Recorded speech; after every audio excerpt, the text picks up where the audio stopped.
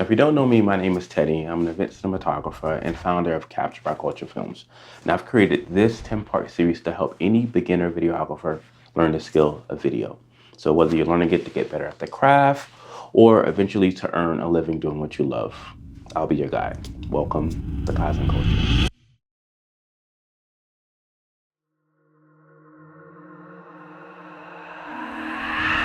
In my previous video, I talked about the process of lighting a scene, specifically talking head type videos.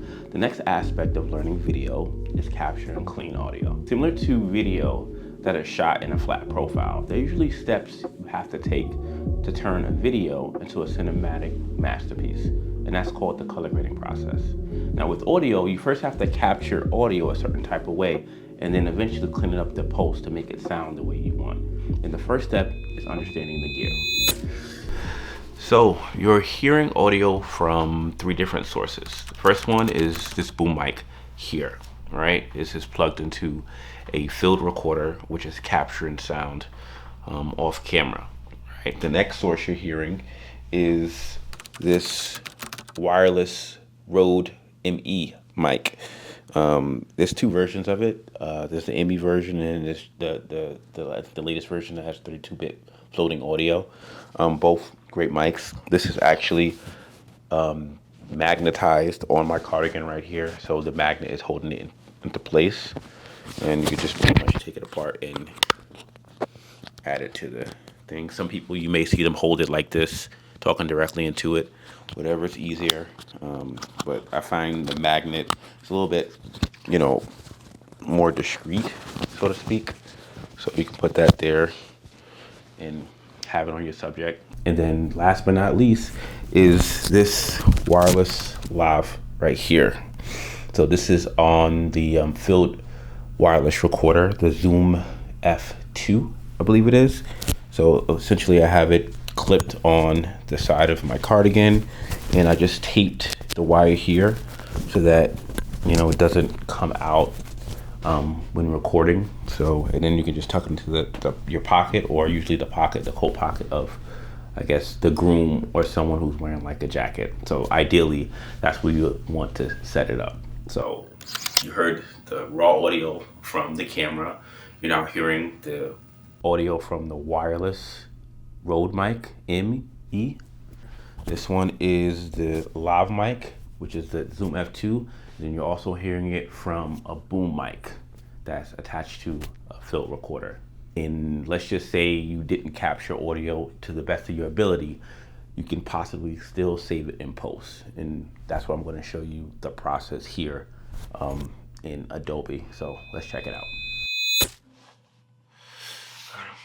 All right, cool. So what we're gonna do here is I'm gonna show you my 4-step process to cleaning up audio, right? This is audio that was captured from the camera mic, not even like a on camera mic, just the natural raw audio, scratch audio from my camera. So I want you to hear it, listen to it, and we remove all of the attributes on there. Boom. So this is how it sounds naturally, right? So this is audio coming directly from my camera.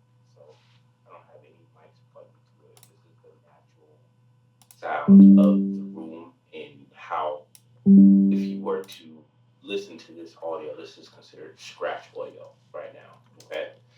All right. So the first thing I want to do is I want to remove the noise in the background. Okay. And the software that I use, I invest in, I think it's like $30 now. Or when I bought it was like $30. I have to check now, but it's called Isotope by VST3, and it's the RX10 version I have. I think the RX11 is the one that's out. So the first feature I add is the D-reverb, is the noise, the denoiser, right? I want to remove the noise from the room, right?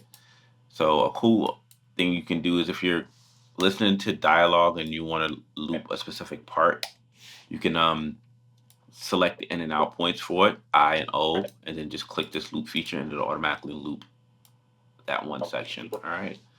So with the denoiser from my camera.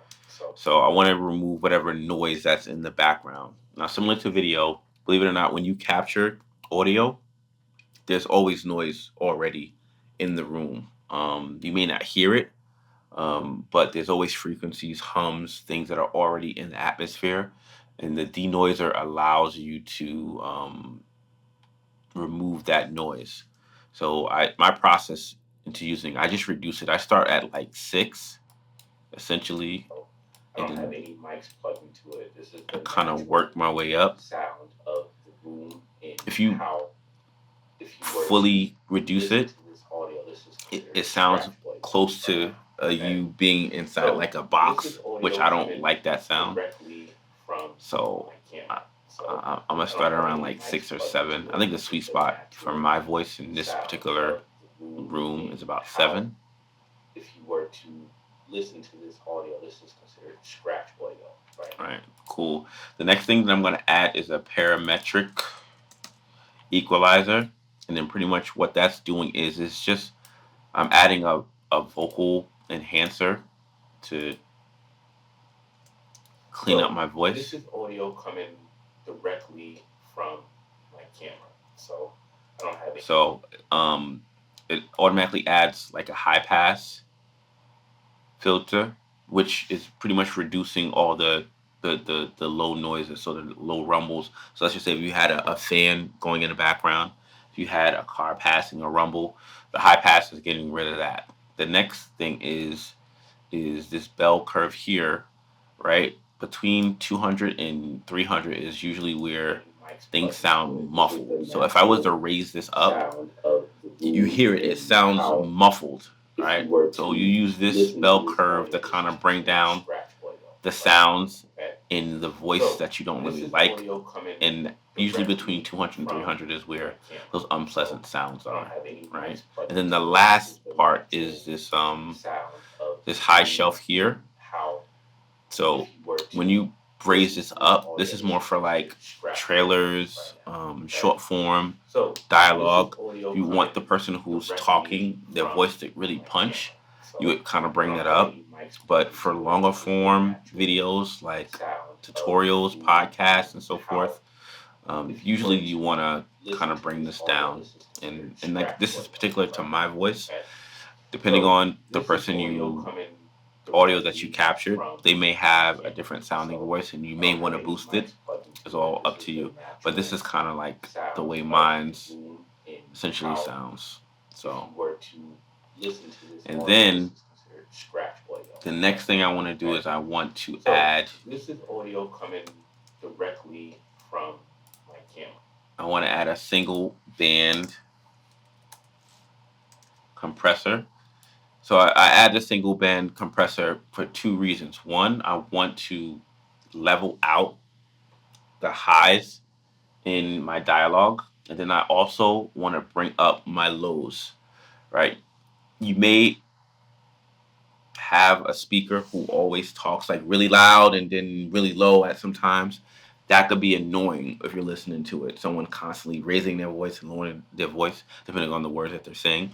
So the compressor pretty much compresses that so that whatever's the lows of whatever the person is saying is brought up, and then whatever the highs is brought down, so that it sounds a little bit more pleasant to the ears. So what I'll do is I'll go here, I'll play it. The first thing I want to do is I want to boost up the lows to around like -12. So I'll increase the gain. Okay. So this is audio coming directly from my camera. So I don't have any mics plugged into it. This is the natural sound of the room and how, if you were to listen to this audio, this is cool. So like I said, I want to get it at around -12.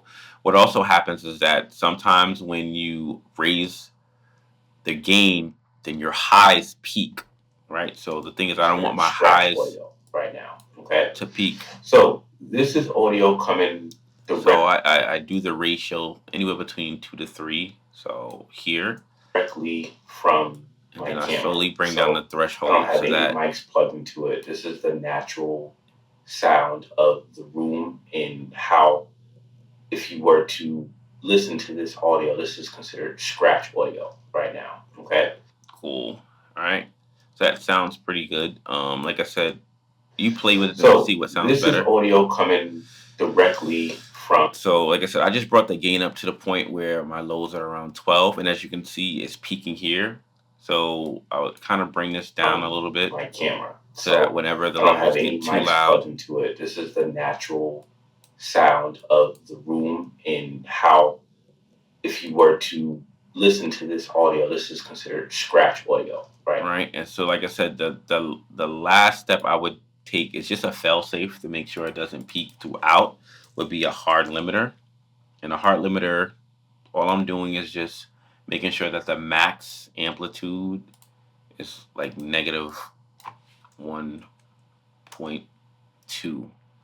And that's like the sweet spot for me. It may be different for you. So if you hear everything right This is now, audio coming directly from my camera. So I don't have any mics plugged into it. This is the natural sound of the room and how, if you were to listen to this audio, this is considered scratch audio right now. Okay. So there we go. So like I said, that's my process. And like I said, if you want to add one more feature, you can do the de-reverb, right? Because let's just say just the reverb is really bad, and you want to clean it up. This app has a feature where this is audio coming directly from my camera. you hit learn, and what it'll do.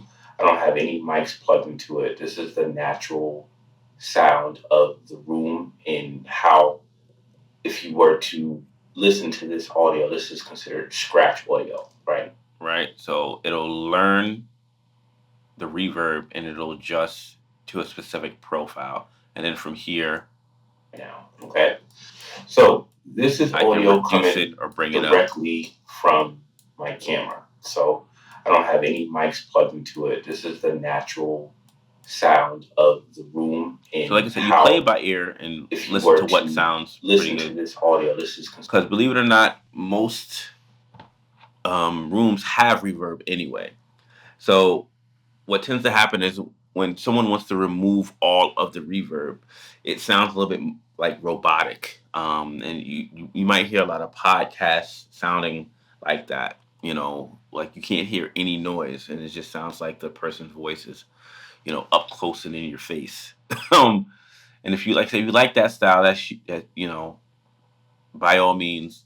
But rooms naturally have a certain type of reverb, so I usually leave a little bit of that in my audio if I can, to make it sound. My camera. So I don't have any mics plugged into it. This is the natural sound of the room and how, if you were to listen to this audio, this is considered scratch audio. There we go. So like I said, that's my flow right there. Steal it if you want. Like I said, best investment I ever made as far as cleaning up my audio was this isotope RX10. Like I said, the latest version out is the RX11, and like the features it has is just ridiculous. It has declip, declick, dehum, de-reverb, denoise, and it also has a repair assistant that pretty much will use AI to clean up your audio. Um, and like I said, audio is, I would say, more than about 50% of the viewing experience. You can have really crisp video, but if it sounds like you shot it in a box or there's a lot of noise in the background, it makes it unpleasant to watch. So that's my current workflow. Like I said, the last thing you may want to do is if you don't have access to these features with Adobe, there's a feature here. If you go to audio, let me show you this right here. Oh, it's in editing too. That's fine. You can actually, right, I'm going to enable this. You can actually tag this as dialogue. All right. So if you clear it, You tag this as dialogue, it gives you a feature called enhanced speech. So you just enable it and it'll automatically. So this is audio coming directly from my camera. So I don't have any mics plugged into it. This is the natural sound of the room and how, if you were to listen to this audio, this is considered scratch audio right now. Okay. All right. So like I said, so that's pretty much the process that I use to, tweak audio if it was captured and it has a lot of reverb. And like I said, the best way to get clean audio, I'm gonna be honest with you, is really to capture it um, correctly in camera. And sometimes, taking that extra step, maybe having a lav mic as a backup on top of, you know, a boom mic is a good fail safe. But essentially, you just want to get used to the process of cleaning up your audio, because believe it or not, audio is more than, I would say, half the viewing experience, and it's really hard to watch a video that looks good, but it sounds like it's reverb and there's scratch and there's a bunch of different things going on in the background. It's distracting.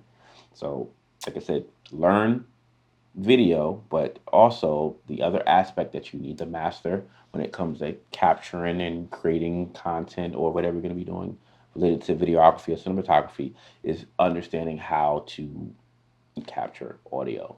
Now, like I said, these examples I gave you are, general rules of thumb that should get you started when it comes to your videography journey. Hopefully you got some insight about that. Like I said, it took me, years to figure out what pieces of gear would work best for my workflow and, the type of projects I work on. At least you have a good foundation and you can use that to get a better understanding of videography. The next video that I'm most likely going to share is, my accumulation of all of my gear. So I talked about the lighting gear, I talked about the audio gear. Then I'm just going to talk about, the computers I use, the laptops I started with, the gear that I've rented, also purchased, and the reason behind it. That way you have a full scope of what the investment would be for you if you're going to be doing videography professionally. All right, so you made it this far, I appreciate you, and until next time, peace.